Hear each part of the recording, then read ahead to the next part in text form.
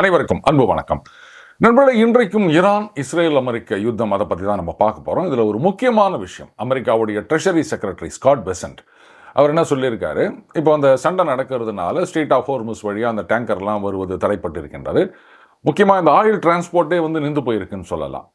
அதனால் இந்தியாவுக்கு ரஷ்யாவிலிருந்து எண்ணெய் இறக்குமதி செய்வதற்கு 30 நாளைக்கு நாங்கள் பர்மிஷன் கொடுக்குறோம், அதாவது அந்த சாங்ஷன் வெய்வர் அப்படின்னு பேசியிருக்காருங்க. உடனே இங்கே மிட்டாய் மாமாக்கள் ஆரம்பித்து புள்ளி கூட்டணியில் இருக்க அத்தனை பேரும் கேள்வி மேலே கேள்வி கேட்க ஆரம்பிச்சிட்டாங்க. நாங்கள் அவங்க பர்மிஷன் கொடுத்தாதான் நம்ம ரஷ்யா கிட்டேருந்து ஆயில் வாங்கணுமா? விஸ்வகுருன்னு சொன்னார், இந்தியாவுடைய பெருமையை உலகத்தோட உச்சத்துக்கு கொண்டு போகிறேன்னு சொன்னார், இவ்வளோ அசிங்கமாயிடுச்சு இந்தியா அப்படின்னு எல்லாரும் கேள்வி கேட்க ஆரம்பிச்சிட்டாங்க. சரி, இதை பற்றி நான் ரொம்ப விளக்கமாக சொல்கிறேன். பட் அதுக்கு முன்னாடி இன்னொரு விஷயத்தையும் அப்படியே கொஞ்சம் மூளையில் ஓரமாக போட்டு வச்சுக்காங்க. நான் அமித்ஷா அவர்களுக்கு பர்மிஷன் கொடுத்துட்டேன். நீங்கள் இந்த 2026 சட்டமன்ற தேர்தலில் அதிமுகவோட எத்தனை சீட்டு வாங்கினாலும் இல்லை சீட்டே இல்லாமல் கூட்டணியில் இருந்தாலும் எனக்கு ஆட்சேபனை இல்லை, இந்த 26 தேர்தலுக்கு மட்டும் அப்படின்னு அமித்ஷாவுக்கு நான் பர்மிஷன் கொடுத்துருக்கேன். ரைட், இந்த யுத்தத்தில் இப்போ லேட்டஸ்ட் டெவலப்மெண்ட் என்ன அப்படின்னா, ஈரானுடைய டாக்டிக்ஸ், அது டாக்டிஸா இல்லை பலகீனமா அப்படின்றது அமெரிக்காவுக்கு இன்னும் பிடிபடலை. அதாவது நாள் ஏராளமான பாலிஸ்டிக் மிசைல்ஸ் அதெல்லாம் அனுப்பினாங்க. இப்போ அவங்களுடைய அந்த ட்ரோன் இதுதான் அதிகமாக இருக்கின்றது. அந்த பாலிஸ்டிக் மிசைல் கடைசி செய்திகளின்படி 29 குறைஞ்சிடுச்சு அப்படின்னு சொல்கிறாங்க. இதற்கு காரணம் ஈரான் அப்படின்றது ஒரு மிகப்பெரிய நாடு, நிறைய மலைப்பகுதிகள் இதெல்லாம் இருக்கின்ற ஒரு நாடு. அதில் மிசைல் சிட்டி அப்படின்னு சொல்லிட்டு அண்டர் கிரவுண்டில் நிறைய ஏவுகணைகளை அவங்க ஸ்டோர் பண்ணி வச்சுருந்துருக்காங்க. இதெல்லாம் அவங்களுடைய சர்வைவல் ஸ்ட்ராட்டஜி. என்னதான் மிசைல் அப்படின்னாலும் நம்ம தீபாவளி ராக்கெட் மாதிரி அடியில் திரிய கொளுத்தி பற்ற வைக்கிறது கிடையாதுங்க. அதுக்கு ஒரு லான்ச்சர் ஒன்று இருக்குது. அப்போ எல்லா இடத்துலையும் லான்ச்சர் வேணும். ஒரே லான்ச்சரை வச்சுட்டு இங்கே 100 கிலோமீட்டரில் அப்படின்லாம் ட்ராவல் பண்ணிலாம் அனுப்பிச்சிட்டு இருக்க முடியாது. ஆனால் அமெரிக்காவும் இஸ்ரேலும் என்ன பண்ணுறாங்க, இது தெரிஞ்சு தான் எங்கெங்கெல்லாம் அவங்க வச்சுருப்பாங்களோ அந்த இடத்துலலாம் குண்டு போட்டு நாசம் பண்ணிட்டுருக்காங்க. அப்போது ஈரானுடைய அந்த மிசைல் தாக்குதல் 29 குறைஞ்சதுக்கு காரணம் லான்ச்சர்கள், மிசைல்கள் இதெல்லாம் துவம்சம் பண்ணிட்டாங்களா அமெரிக்காவில். அப்படி இல்லைன்னா கொஞ்சம் வெயிட் பண்ணுவோம், அவங்க நம்ம ஒரு பாணியில் சொல்லணும் அசால்ட் ஆன பிறகு அப்போ நம்ம திருப்பி அடிப்போம் அப்படின்னு ஈரான் வெயிட் பண்ணிட்டு இருக்காங்களா. இதுதான் யாருக்கும் புரியல. நம்பர் ஆஃப் மிசைல்ஸ் குறைஞ்சாலுமே அந்த தாக்குதலுடைய எஃபெக்டிவ்னஸ் அப்படின்றது கொஞ்சம் இன்க்ரீஸ் ஆகிருக்கு. இதில் பஹ்ரைனில் அந்த ஒரு ஆயில் ரிஃபைனரி அதை அடித்து நொறுக்கியிருக்காங்க. லேட்டஸ்ட்டாக தகவல் என்னென்னா, ஜோர்டானில் அந்த தாட் அப்படின்னு சொல்லுவாங்க, theatre high altitude air defence system அப்படின்னு, அந்த பேட்ரியாட்டோட ஒரு படி மேலே இருக்க சிஸ்டம் அது. அந்த சிஸ்டத்தில் ஒரு ரேடார் யூனிட்டை தாக்கி அடித்திருக்கின்றார்கள் ஈரான் அப்படின்னு செய்தி வந்திருக்கு. இதில் ரேடார் யூனிட் இருக்கும், அதுக்கப்புறம் ட்ராக்கிங் யூனிட் இருக்கும், அதுக்கப்புறம் லான்ச்சர்ஸ் இருக்கும், கண்ட்ரோல் யூனிட் இருக்கும், இப்படி நிறைய இருக்குங்க. அந்த தாட் சிஸ்டம் அப்படின்றது பயங்கர காஸ்ட்லி, வேறு பேட்ரியாட்டோட காஸ்ட்லி. அதை ஒட்டுமொத்தமாக அழிக்காமல் அந்த ரேடார் சிஸ்டத்தை மட்டும் அழிச்சிட்டாங்க அப்படின்னு செய்தி வந்திருக்கு. ரொம்ப சீரியஸ் டெவலப்மெண்ட் அது. ஏன்னா ஒரு ஒட்டுமொத்தமாக ஒரு யூனிட் இருக்குது, அதை சரி இவ்வளோ பெரிய இடத்துல இருக்குது, ஒரு குண்டை போடுவோம், எது வெடிக்குதோ போட்டோம் அப்படின்னு இல்லாமல் சரியாக டார்கெட் பண்ணி அந்த சர்க்குலர் எரர் ப்ராபபிலிட்டி அப்படின்னு சொல்லுவாங்க, அது ரொம்ப ரொம்ப மினிமைஸ் பண்ணி அந்த ரேடார் யூனிட்டை மட்டும் தூக்கியிருக்காங்க. இதனோட சிக்னிஃபிகன்ஸ் என்னென்னா, அந்த ரேடார் யூனிட் இல்லை அப்படின்னு சொன்னால் அந்த டோட்டல் தாட் சிஸ்டம் இருக்குது பாருங்கள், அது ஒரு sitting duck. Not only that, அதை வச்சு ஒன்றும் பண்ண முடியாது. ரேடார் இருந்தால் மட்டும்தான் அது ஃபங்க்ஷன் ஆகும். எப்படி ஈரானால் இந்த அளவுக்கு ஒரு பின் பாயிண்ட் அக்யூரேசியோட அட்டாக் பண்ண முடிஞ்சுது? ஸோ இது சைனீஸ் இன்டெலிஜென்ஸ் ஷேரிங், இதில் எந்த சந்தேகமும் கிடையாது. இப்போ இந்த தாட் சிஸ்டமே அந்த ரேடாரை அழிச்சு கட்டிட்டாங்க அப்படின்றனால தாட் ஃபங்க்ஷன் ஆக போகிறது கிடையாது. அப்போது இவங்க missile over the airspace of Jordan அனுப்புகிறாங்க அப்படின்னு சொன்னால் இஸ்ரேலுக்கு ஒரு பஃபர் இருந்தது. மற்ற நாடுகள் வழியாக வரும்போது அந்த நாடுகள் குறுக்க போந்து அதை தடுத்துருவாங்க. இப்போது அது நடக்காது. அப்போது இஸ்ரேலுடைய அந்த ஏர் டிஃபென்ஸ் சிஸ்டம் அப்படின்றது சேச்சுரேட் ஆகிடும். அடுத்த சிக்னிஃபிகண்ட் டெவலப்மெண்ட் என்னென்னா, அந்த கிளஸ்டர் மியூனிஷன் அப்படின்னு சொல்லுவாங்க. ஒரு மிசைல் அனுப்புகிறோம் அப்படின்னா அதனுடைய நோஸ்கோன் அதுதான் ஆக்சுவலாக அந்த வெடிமருந்து கேரி பண்ணிட்டு போய் விழும். மீதி பூஸ்டர் ஸ்டேஜெல்லாம் பாதிலே போயிருங்க. இந்த கிளஸ்டர் மியூனிஷன் இருக்கிற பேலஸ்டிக் மிசைல் என்னன்னா, அந்த நோஸ்கோன் அந்த ரீஎன்ட்ரி ஸ்டேஜில் அட்டாக் பண்ண போகும்போது அப்படியே பொழந்துக்கின்னு அதுக்குள்ளேருந்து வந்து ஒரு 60, 80, 100, 120 அப்படின்னு சின்ன சின்ன வெடிகுண்டுகள் அப்படியே பறக்கும். இதில் ஒரு கஷ்டம் என்னன்னா, எல்லாமே வந்து வெடிச்சு சேதணும்னு சொல்ல முடியாதான். கிட்டத்தட்ட 40% வரைக்கும் வெடிக்காமல் அப்படியே போயிட்டு நம்ம இந்த புஷ்ஷுன்னு சொல்கிறோம் இல்லையா தீபாவளி, அந்த மாதிரி போய் விழுந்துருமா. அப்புறம் என்னங்க அப் டு 40% வரைக்கும்னு அங்கே தான் ரிஸ்கே இருக்குது. வெடிக்காத அந்த குண்டு அந்த ஃபோர்ஸில் பூமியில் எங்கேயோ போய் விழுந்து மண்ணுக்குள்ளே போயிடுது அப்படின்னு வச்சுப்போமே, அது வந்து கன்னி வெடி மாதிரி. என்னைக்காவது யாராவது ஏதாவது மேலே கால் வச்சு நடந்து போனாங்க, இல்லை கார் போகுது, சைக்கிள் போகுது, பைக்கு போகுது அப்படின்னா அந்த நேரத்தில் வெடிக்கிறதுக்கு சான்ஸ் இருக்கான். ஸோ இந்த மிசைலை பொறுத்த வரைக்கும் இஸ்ரேல் இதை சக்ஸஸ்ஃபுல்லாக இன்டர்செப்ட் பண்ணாலுமே இதுதான் ஈரானுக்கு வேணும். அந்த கிளஸ்டர் மியூனிஷன் அந்த வெடிகுண்டு வந்து அப்படியே செதறி எங்கேயாவது விழும். அப்போது அதெல்லாம் வந்து காலத்துக்கும் ஒரு டேஞ்சராக இருக்கும் இஸ்ரேலி மக்களுக்கு. சார் இதெல்லாம் யூஸ் பண்ணலாமா அப்படின்னா ஒரு குற்றச்சாட்டு. சார் இஸ்ரேலே வந்து காசாவில் இது மாதிரிலாம் யூஸ் பண்ணாங்க அப்படின்னு. அடுத்தது இந்த கிளஸ்டர் மியூனிஷனை தடை செய்ய வேண்டும் அப்படின்னு பல நாடுகள், அது ஒரு கன்வென்ஷன் சொல்லுவாங்க, அதில் வந்து கையெழுத்து போட்டிருக்காங்க. ஈரான் கையெழுத்து போடல, இஸ்ரேல் கையெழுத்து போடல, அமெரிக்காவும் கையெழுத்து போடல. நீங்களே கையெழுத்து போடல அப்படின்னும் போது அதுக்கப்புறம் இதில் சம்மந்தப்பட்ட 3 பேரும் கையெழுத்து போடல. அப்புறம் நீங்கள் வந்து ஈரான் யூஸ் பண்ணும்போது அவங்களை எப்படி குறை சொல்ல முடியும்? இதனோட ஒரு ஆயில் டேங்கர் அந்த ஸ்ட்ரெய்ட் ஆஃப் ஹோர்முஸ் கிட்ட போனதை நாங்கள் வந்து தகர்த்து விட்டோம் அப்படின்னு ஈரான் கிளைம் பண்ணியிருக்காங்க. அது எந்த அளவுக்கு உண்மை அப்படின்றதும் தெரியல. பட் ஒரு டேங்கர் எரிந்து கொண்டிருக்கின்ற படங்களும் வந்து செய்தி நிறுவனங்கள் ஷேர் பண்ணிட்டு இருக்காங்க. இதில் ட்ரம்ப் சொல்லியிருக்காரு, இந்த மாதிரி ஸ்ட்ரெய்ட் ஆஃப் ஹோர்முஸ் இது வழியாக போகின்ற அந்த ஆயில் டேங்கர்ஸ்க்கு நாங்கள் பாதுகாப்பு கொடுப்போம் அப்படின்னு. இதைத்தான் எதிர்பார்த்து காத்துட்டு இருக்காங்க ஈரான். ஏன்னா அது வந்து சோக் பாயிண்ட் சொல்லுவாங்க இல்லையா, கிட்டத்தட்ட ஒரு 21 மைல் அது. அப்போது அந்த இடத்துல டேங்கர்ஸ் போகும்போது அமெரிக்காவுடைய ஃப்ரிகேட்ஸு, மேபி சப்மரின் இதெல்லாம் கூட அது எஸ்கார்ட்டுக்கு போகும். அந்த ஒரு குறுகிய இடத்துல இவங்க வந்து இஷ்டத்துக்கு என்ன வேணா பண்ணலாம். அந்த நிறைய அந்த அட்டாக் ஸ்பீட் போட்ஸ் வச்சுருக்காங்க. அதுக்கப்புறம் வந்து ஆன்டிஷிப் வெப்பன்ஸ் எல்லாம் வேறு சீனா கிட்ட சமீபத்தில் நிறைய வாங்கி வச்சுருக்காங்க.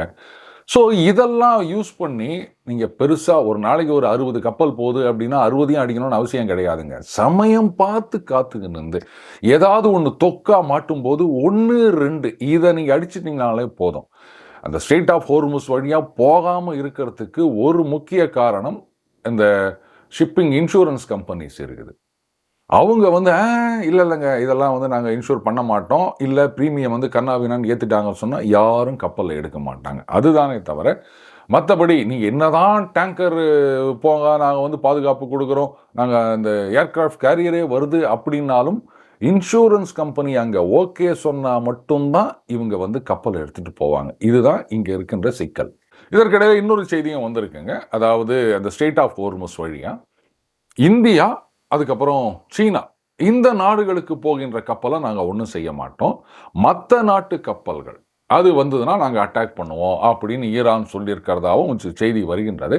என்னதான் வந்து ஈரானே ரைட்டு இது போகலாம் அப்படின்ட்டு ரிட்டனாக வந்து எழுதி கொடுத்தாலுமே இன்சூரன்ஸ் கம்பெனிஸ் அவங்க என்ன டிசிஷன் எடுக்கிறாங்களோ அதை பொறுத்து தான் அங்கே டிராஃபிக் அப்படின்றது ஆரம்பிக்கும். ரைட், இப்போ முதல்ல சொன்ன மேட்டருக்கு வருவோம். இந்த மாதிரி ரஷ்யாவிலேருந்து ஆயில் இறக்குமதி செய்வதற்கு இந்தியாவுக்கு நாங்கள் 30 நாளைக்கு அந்த விலக்களித்திருக்கின்றோம் அப்படின்னு இது செய்தி வந்திருக்குதுங்க. இதுக்கு முன்னாடி இன்னொரு செய்தி நிறுவனத்திலேருந்து ஒரே ஒரு ட்வீட் போட்டிருந்தாங்க. அதை புச்சின்னு தான் வந்து இங்கே இருக்க மிட்டாய் மாமாக்கள்லாம் வந்து குதிச்சுட்டு இருந்தாங்க. அவங்க என்ன சொல்லியிருந்தாங்கன்னா, இந்த மாதிரி ரஷ்யாவிலேருந்து ஆயிலை இம்போர்ட் பண்ணணும், இல்லைனா கஷ்டமாயிரும், அதனால் இந்த இந்தியாவில் இருக்கின்ற எண்ணெய் நிறுவனங்கள் இவங்க வந்து மினிஸ்ட்ரி ஆஃப் எக்ஸ்டர்னல் அஃபேர்ஸ் அவங்க கிட்ட நீங்கள் அமெரிக்கா கிட்ட பேசி ஏதாவது பர்மிஷன் வாங்குங்க அப்படின்னு கேட்டிருக்காங்க. இதுதான் ஒரே ஒரு ட்வீட். இது நிஜமா பொய்யா, லாஜிக்கலாக இது நிற்குமா அப்படின்றத பற்றிலாம் யோசிக்காமல் இங்கே இருக்க மிட்டாய் மாமாக்கள்லாம் குதிக்க ஆரம்பிச்சிட்டாங்க.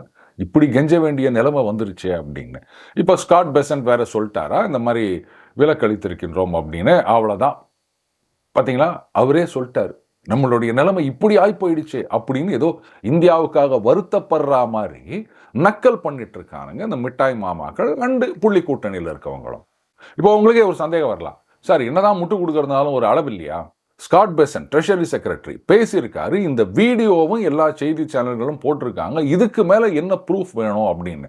சரி, அந்த ப்ரூஃப் தானே நான் தரேன். சரி, அடுத்தது நான் ஒன்று சொன்னேன் இல்லையா, அதாவது அமித்ஷா அவர்களுக்கு நான் பர்மிஷன் கொடுத்துட்டேன். இந்த 2026 சட்டமன்ற தேர்தலில் நீங்க எத்தனை சீட்டு வாங்கினாலும் எனக்கு பிரச்சனை இல்லை, நீங்க கூட்டணியை தொடரலாம் சொன்னா இல்லையா?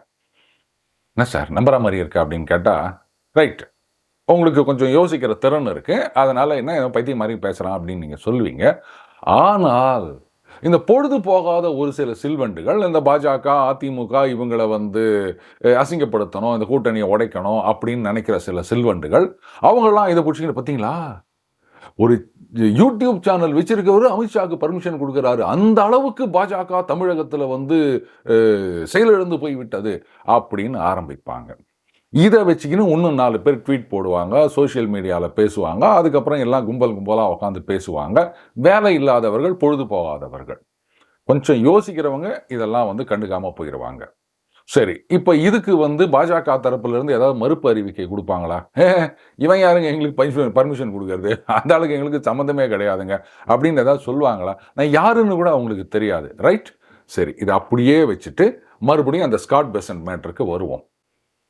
நல்லா யோசிச்சுக்கோங்க.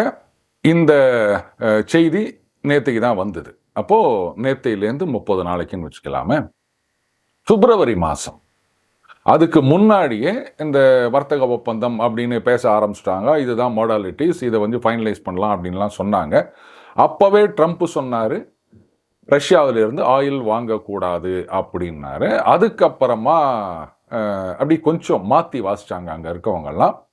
ஃபர்தராக வாங்க மாட்டாங்க அப்படின்னு சொன்னாங்க. அதை இங்கே இருக்கிற யாரும் கவனிக்கலை. ஏற்கனவே வாங்கியிருந்தது அப்படியே இருக்குது, இதற்கு மேலே வாங்க மாட்டோம், அதுதான் அர்த்தம்.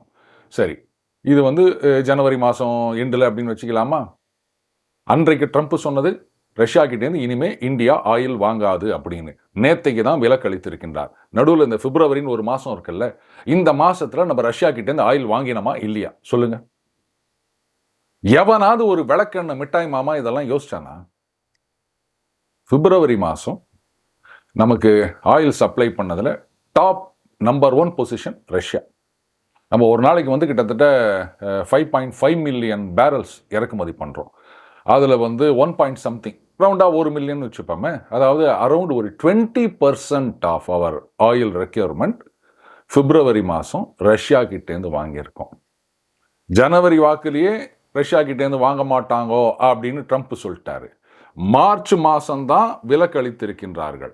அப்போ பிப்ரவரி மாதம் கிட்டத்தட்ட 20% ஆயில் நம்ம ரஷ்யா கிட்டேருந்து வாங்கியிருக்கோமே. இதுக்கு எவன்டா விலக்களித்தான்? எவனாவது யோசிச்சானுங்களா?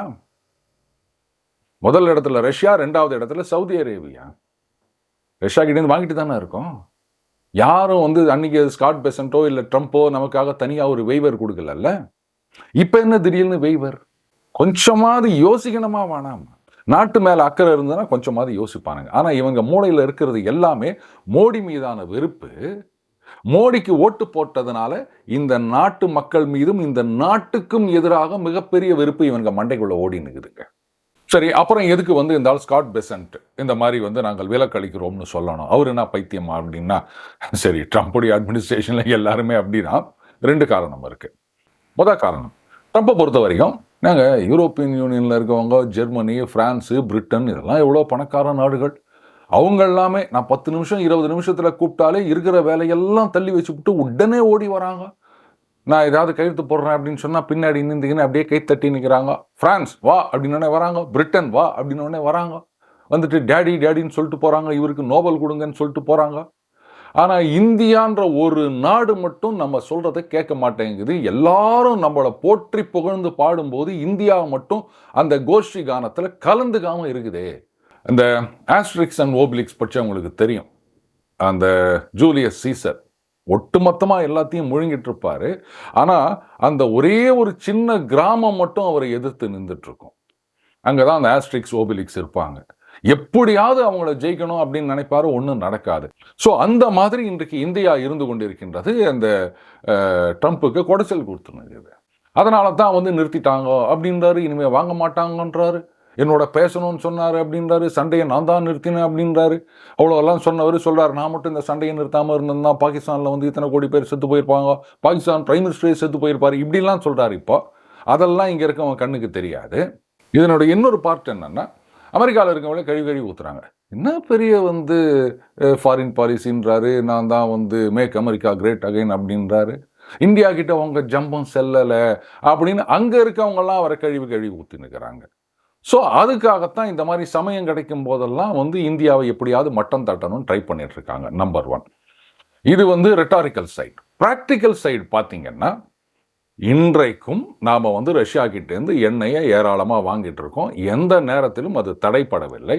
என்ன ஒன்றுனா, இந்த பணம் கொடுக்கறது அப்படின்றது வந்து இந்த ருப்பியில் இருக்கும். சில சமயம் வந்து அந்த மிடில் ஈஸ்ட் அந்த திர்ரம் அதில் இருக்கும். இப்படி மற்ற கரன்சியில் தான் அந்த பேமெண்ட் இருக்குது. டாலர் கிடையாது. ஏன்னா அந்த ஸ்விஃப்ட் நெட்வொர்க் அதை விட்டு ரஷ்யாவை வெளில தள்ளிட்டாங்க அவங்க. அடுத்தது அதை எடுத்துகிட்டு வர டேங்கர்ஸ், அதனுடைய இன்சூரன்ஸ் அப்படின்னும் போது பெரும்பாலும் அமெரிக்க மற்ற மேலை நாட்டு நிறுவனங்கள் தான் அந்த இன்சூரன்ஸ் கம்பெனிஸ். ஸோ அவங்க வந்து இல்லை ரஷ்யா கிட்டேருந்து ஆயில் வாங்கினா நாங்கள் இதெல்லாம் இது பண்ண மாட்டோம் அப்படின்னு சொல்லுவாங்க. ஸோ அந்த ரிஸ்க் எல்லாம் இருக்குது. இப்போது இவங்க இந்த விலக்கு அளித்து விட்டார்கள் அப்படின்னு சொன்னால், இந்த 30 நாள் பீரியடில் நம்ம எந்த டேங்கரில் ஆயில் டேங்கரில் நம்ம வந்து ஆயிலை இறக்குமதி பண்ணிக்கலாம். அதுக்கு வந்து அந்த இன்சூரன்ஸ் காஸ்ட்டு அப்படின்றதெல்லாம் வந்து சர்ன்னு குறைஞ்சிரும். ஏன்னா விலக்களித்து விட்டார்கள் இல்லையா. ஸோ இந்த ப்ராக்டிக்கல் டிஃபிகல்ட்டிஸ் இதை ரிமூவ் பண்ணுறதுக்காகத்தான் அந்த வெய்வரை தவிர, மற்றபடி அவங்க வெய்வர் கொடுத்தாதான் நம்ம வாங்குவோம் அப்படின்றது கிடையாது. நாம் 22லேருந்து இன்னி வரைக்கும் வாங்கிட்டு தான் இருக்கோம். பிப்ரவரியில் நம்பர் 1 சப்ளையர் ரஷ்யா. இதனால் ஆதாரத்தோடு சொல்கிறேன், சும்மா வாய் பிடித்ததோ மேங்கோ பிடித்ததோன்னு சொல்லலை. இந்த மிட்டாய் மாமாக்கள் புள்ளி கூட்டணி தலைவர்கள் வேணும்னா வந்து ஒரு அரசியல் காரணங்களுக்காக அவங்க என்ன ஒன்றா பேசலாம். மிட்டாய் மாமாக்கள்லாம் வந்து மெத்த படித்த மேதாவிகள். ஏன் அவங்க வீட்டில் பேப்பரே வாங்குறது கிடையாது? அதில் இருக்கிறதெல்லாம் படிக்கவே மாட்டாங்களா? ஏன் வந்து இந்தியாவை பார்த்தா இவ்வளோ எரிச்சலாக இருக்குது உங்களுக்கெல்லாம்? இப்போவாது பார்த்து தெரிஞ்சுக்கங்க எது உண்மை அப்படின்னு. All said and done. இதுதான் முக்கிய நண்பர்களே. எந்த ஒரு விஷயத்திலையும் வந்து 2 பக்கம் இருக்குது. தீர விசாரிப்பதே மெய் அப்படின்னு சொல்லுவாங்க. ஸ்காட் பெசன்ட் பேசினது உண்மை. ஆனால் அதுக்கு பின்னாடி எவ்வளோ விஷயங்கள் இருக்குது அப்படின்றது புரியுதுங்களா? இதுக்கு தான் சொல்லுது இந்த 360 டிகிரி பார்க்கணும் அப்படின்றது. இந்த யுத்தத்தில் இந்தியா ஏன் வந்து ஈரானுக்கு சப்போர்ட் பண்ணலை, வந்து இஸ்ரேல் அமெரிக்க ஆதரவு நிலைப்பாட்டை எடுத்திருக்கின்றார்கள் அப்படின்னு சொன்னால், அந்த கேம் இன்னும் முடியலை. சில சிறப்பான சம்பவங்கள் காத்து கொண்டிருக்கின்றன. இந்த ஈரான் விஷயம் முடியட்டும். அதுக்கப்புறமா அமெரிக்கா கிட்டேருந்து ஆயில் வாங்குறது அப்படின்னு நம்ம முடிவு பண்ணோம். ஈவன் இந்த ஒப்பந்தத்துக்கு பிறகு பார்த்தீங்கன்னா, ஒரு தனியார் நிறுவனம் வந்து வெனிசுவேலா ஆயில் வாங்குறதுக்கு கான்ட்ராக்ட் போட்டாங்க. அப்போவே நிறைய பேர் சொன்னாங்க, பார்த்தீங்களா அவங்க வந்து ப்ரெஷருக்கு பணிந்து விட்டார்கள் அப்படின்னு சொல்லிட்டு. ஆனால் இன்றைக்கு அந்த ஆயில் வர்றதுனால தான் கல்ஃப்லேருந்து நமக்கு ஆயில் வரல அப்படின்னாலும் நம்ம வந்து தைரியமாக இருக்கோம். அப்போ அன்னைக்கு எடுத்த முடிவு சரியான முடிவு அப்படின்றது புரியுது இல்லையா? அதே மாதிரி தான் இன்றைக்கு ஈரானுக்கு ஆதரவாக நிலைப்பாட்டை எடுக்காமல் இந்த புள்ளி கூட்டணிலாம் சொல்கிற மாதிரி ஈரானுக்கு சப்போர்ட் பண்ணுங்க அப்படின்னு நம்ம பண்ணாமல் இஸ்ரேல் அமெரிக்க ஆதரவு நிலைப்பாட்டை எடுத்திருக்கின்றோம் அப்படின்னு சொன்னால், அதனால் நம்ம நாட்டுக்கு என்ன பிரயோஜனம் அப்படிங்கிறத வருகின்ற காலம் நமக்கு நிச்சயமாக காட்டும். அன்னைக்கு இந்த விளக்கெண்ண மிட்டாய் மாமாக்களும் புள்ளி கூட்டணி கட்சி தலைவர்களும் எங்கே போய் நிற்பாங்கன்னு தெரியாது. மீண்டும் அடுத்த ஒரு சந்திப்போம். வணக்கம்.